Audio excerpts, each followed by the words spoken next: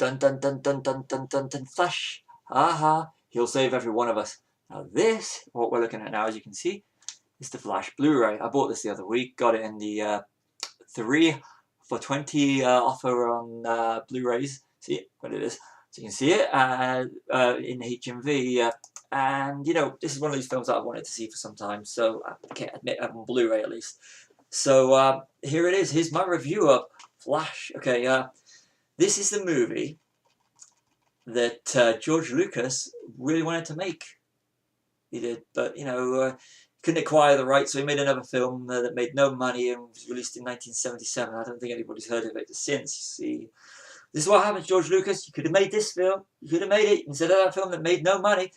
Now, this is the Dino De Laurentiis produced, now classic, with superb Queen soundtrack that was released theatrical in December 1980. Sadly, this film came out December, like I said, 1980, and the sequel to that 1977 George Lucas film came out in May. So, the effects were already dated. Starring Sam J. Jones as Flash Gordon with support from the likes of Mike von Sydow, Brian Blessed, Topol, and future James Bond Timothy Dalton.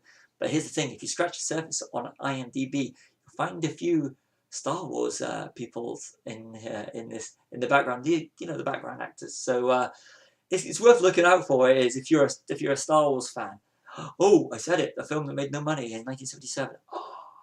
So yeah, no, this is a great bit of 80s nonsense. Yeah, you know, whereas Empire Strikes Back was downbeat, this is bright and colourful and camp, but it's fun, and that's where the fun thing lies in this.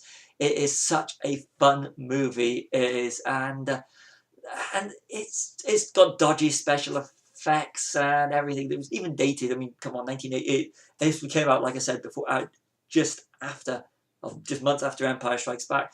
And George Lucas had took the technology like that, and it does have a charm to it with the dodgy special effects, and it's just so camp. But I'll admit, the only reason I bought this film, like I said, is I purchased the Queen soundtrack a few months ago, and I just thought I want to get this on Blu-ray to go with the soundtrack, because the soundtrack is absolutely fantastic. It's a product of its time, you know. It's 1980s Queen, and the way that integrates the dialogue from the film into the soundtrack is just fun in itself. You can listen to the soundtrack, you know, just on its own, and it's just, yeah. Buy the Blu-ray, well, don't buy the Blu-ray, buy the soundtrack. But this is where the problems lie, is the Blu-ray itself. Now, as I pick this up, here's what you get with it.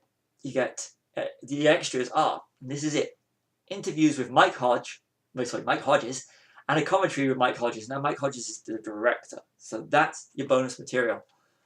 Now, the basic thing you expect on a Blu-ray, or even a DVD for that matter, is subtitles. Unless they're a hidden Easter egg, I couldn't find the subtitles in that, so that was a major markdown for me.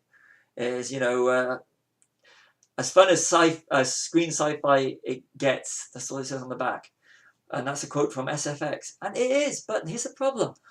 Why is there no subtitles on this? I'm serious. When you're watching a film, this is the sort of film you're going to watch with your friends and have a laugh. So you got the subtitles on, so you can have it in the background and have a laugh with it. This is a great drinking film. Or have a party, just chill out film with your mates.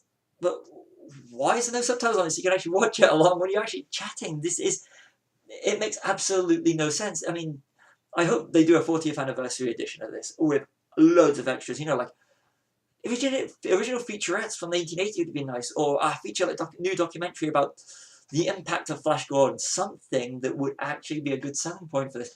I wouldn't mind paying 15-20 quid for a Blu-ray like this if it's got the extras on it, with deleted scenes, everything. There's so much potential on a classic like this. But this Blu-ray is not worth the plastic it's made with, actually. The print is good.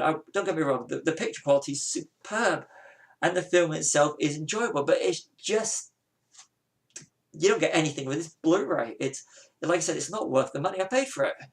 So that's, you know, find another format to go to on. But this Blu-ray was not worth the money. Not worth, you know, I wouldn't pay any. You'd be looking at, if I was to pay for it on its own, I'd be looking at £5 tops for what you get with it. Not a good Blu-ray. Great picture, great film. The Blu-ray's not worth the money. That's my honest opinion. It's save you money. Buy it next time it comes out on some other format, or download it if you see it in something. But the Blu-ray, lack of subtitles, that's just unacceptable today. Like I said, unless of course they're hidden Easter egg and I missed it somewhere around there. But like I say, even for Blu-ray standards, the extras just completely let down, especially when the picture's good. It is. But find some format, watch it somewhere. But Flash Gordon is a great film, just not on Blu-ray. That's been my In the Geek Room retro review of Flash Gordon. Go see the film, just don't get it on Blu-ray or DVD. Unless, of course, the DVD's got subtitles on and you get it cheap somewhere. But that's my review of Flash Gordon on the Blu-ray. See you all in another In the Geek Room retro review.